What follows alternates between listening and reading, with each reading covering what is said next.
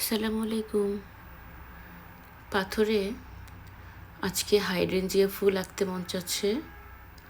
আমি এই জন্য অ্যাক্রিলিকের পার্ল কালার, একটি টিস্যু রোল আর এই র্যাপিংয়ের যে বাবল র্যাপিং পেপারটা থাকে সেটা নিলাম। এভাবে কালার বসিয়ে আমি ব্ল্যাক হোয়াইট সব কালারের উপরে এক্সপেরিমেন্ট করছি।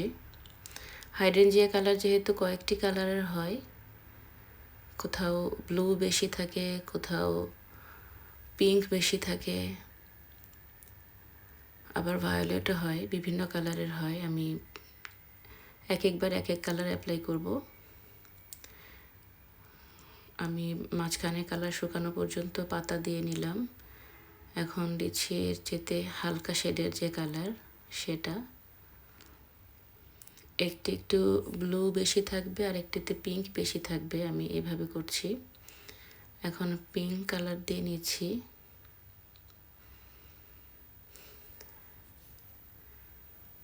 আমি জানি না এই টেকনিকটা কেউ অ্যাপ্লাই করেছেন কি না, তবে তুলির চাইতে এটা কিন্তু মন্দ না। সব শেষে আমি হোয়াইট কালার দিয়ে নিলাম হাইলাইটটার জন্য।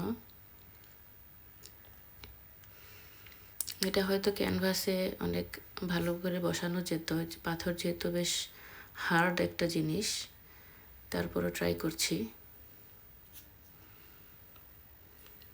এই পাথরগুলিও আমার গিফট পাওয়া, পঞ্চগড় থেকে নিয়ে আসা পাথর। সময়ের অভাবে করা হয়নি এতদিন। একটি কালার শুকিয়ে তারপর আরেকটি কালার দিয়ে একইভাবে করেছি। এটা শুকানোর পরে বার্নিশ লাগিয়ে নিচ্ছি। দেখতেই পাচ্ছেন একটি পিঙ্কি শেডটা বেশি আর একটাতে ব্লু শেড বেশি। এই যে আমার